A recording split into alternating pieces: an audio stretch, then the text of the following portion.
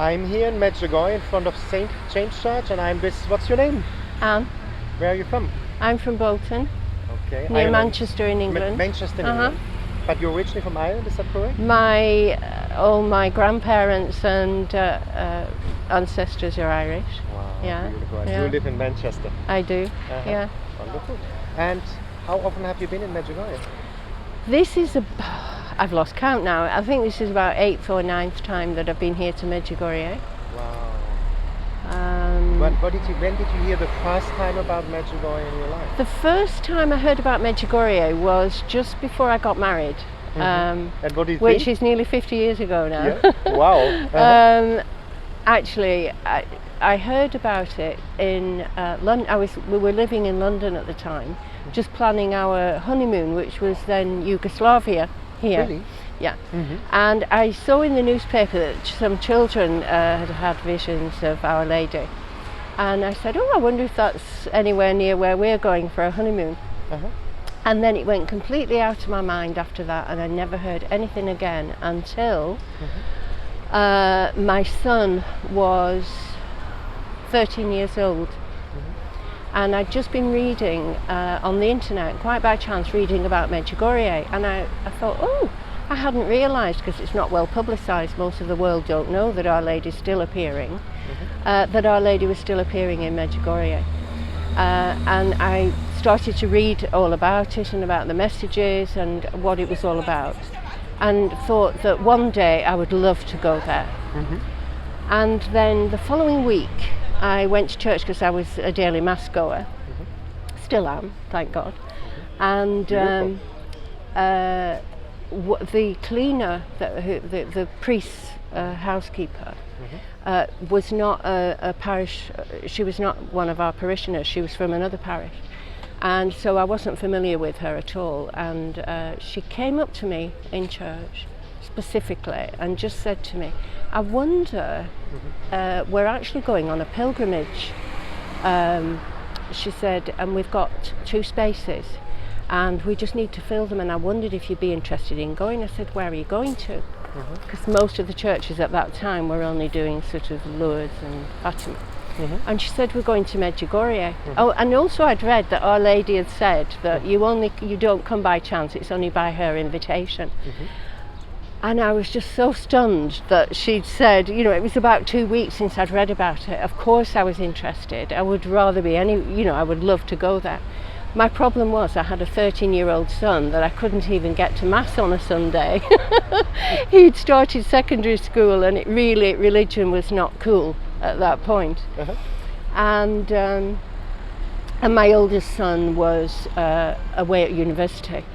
So I said, when is it? So when she gave me the date, I said, it's half-term holidays, I can't come, because I'll need to look after my son, and my husband's working. And so I said, let me have a word with him and see if he'll come. And he's always been very curious, Richard, my youngest son, about religion, usually asking me a lot of questions about religion and so on. So I told him that this lady had asked me if we could go on this pilgrimage and where Our Lady was appearing, and he said, oh, is she still appearing there? So I gave him a brief explanation about Medjugorje, and he said, oh, I said, I'd love to go, Richard, please come with me. He said, if I come with you, he said, would I see her? I said, well, some people see her, I can't tell you that, some people see her, but, it could happen.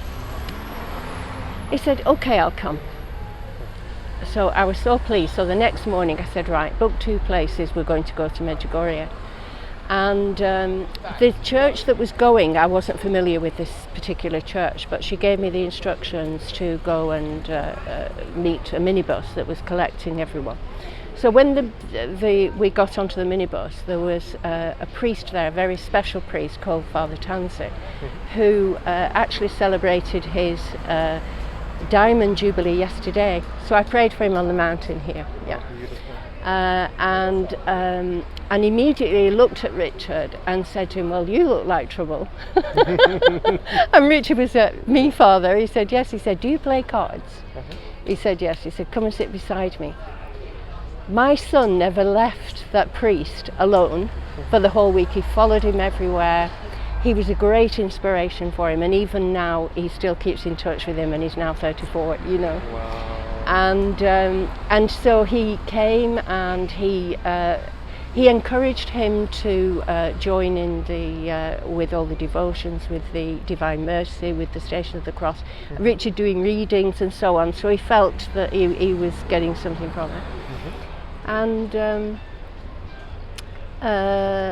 And so he actually went to confession, and we queued up. At that time there weren't a lot of confessions here. There was still a lot of tobacco fields, you know. It was sort of at the early stages, yeah, not very many.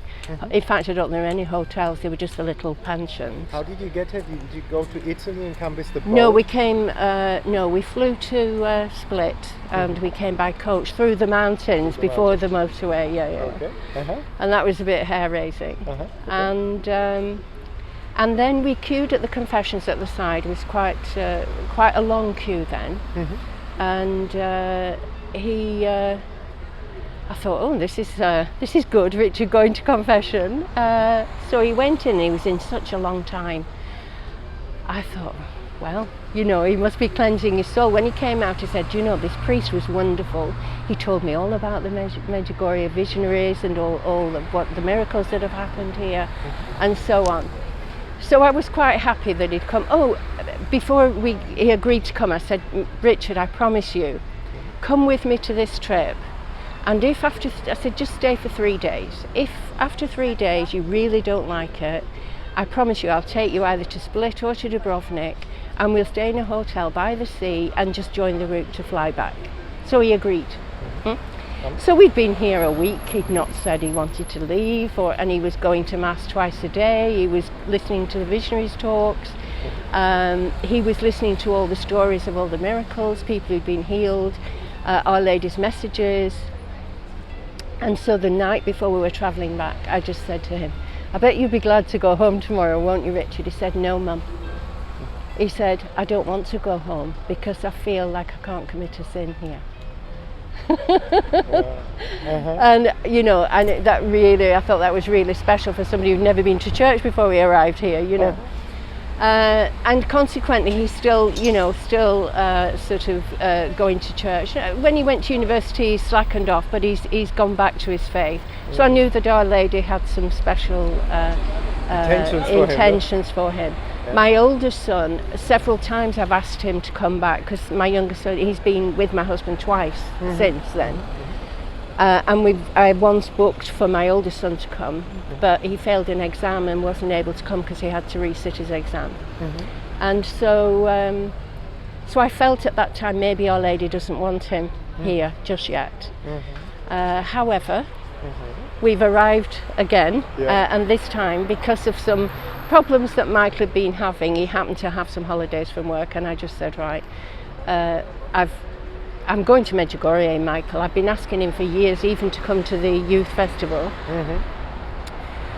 Not interested. You go, Mum, enjoy yourself, you know. And I said, why don't you come with me? And within half an hour he'd booked the flight and he booked a hotel, and he's here, and he's telling one of the guests here, you know, that it's really not long enough for him to be here for a week. So I know that he's having some special graces from that. But for me to keep coming back, I feel like I'm coming home. You feel that you can express your faith freely. There's so much peace here. Everybody's praying, everybody's of the same mind, everybody believes in the same thing, or even if they don't, they certainly do by the time they're going back. I'm sure of that with what's happened with my son. And there's just so many things, stories that you hear from people, what experiences they've had. And I think Our Lady always gives you a present when you come. There's always something that you go back with. You might not realise it whilst you're here, but when you go back.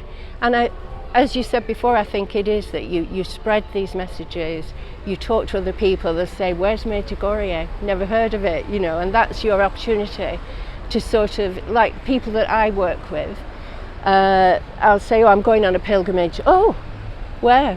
What's a pilgrimage? Because when they're secular, you know, they don't understand. So I say it's a religious retreat, really. Oh, where are you going? Medjugorje. Where's that? Bosnia. Bosnia? Why would you want to go to Bosnia? I said, it's beautiful. And then that gives me the opportunity to talk about it. And I said, you know, whether you believe it or not, when you go there, you will feel that there's something very special, something very different, and it recharges your batteries, you know, for when you're coming back. And so basically that's why I keep coming. I've been several times alone because I feel that the first 3 or 4 times I came with the church group, with the guides and so on, but there's only so many times you can hear about what's happening, and because I feel now that I'd like to do my own program, be free to go up to the Cross Mountain or Apparition Hill when I want to do, or just join in with, there's always somebody here, and when you come by yourself you feel like you've come home. There's always somebody to talk to. I would never ever dream in my life to go anywhere. I won't even go in a restaurant by myself at home or a cafe or anything like that. I'm not the type of person to do anything by myself. But here, as I said, it's like coming home. I'm going to see my mum, and everybody here, wherever you are, there's always somebody who will talk to you. Oh, you're sitting alone, come and sit here, have a chat with us. And you just, as I said, you learn so many things, you meet so many different people. I've got so many different contacts from all over the world that I've met here, and yeah, it's lovely. And you should try it. Yeah, I think so too. Thank you so much. Is that all right? Yeah, that's beautiful. Thank you for this beautiful interview.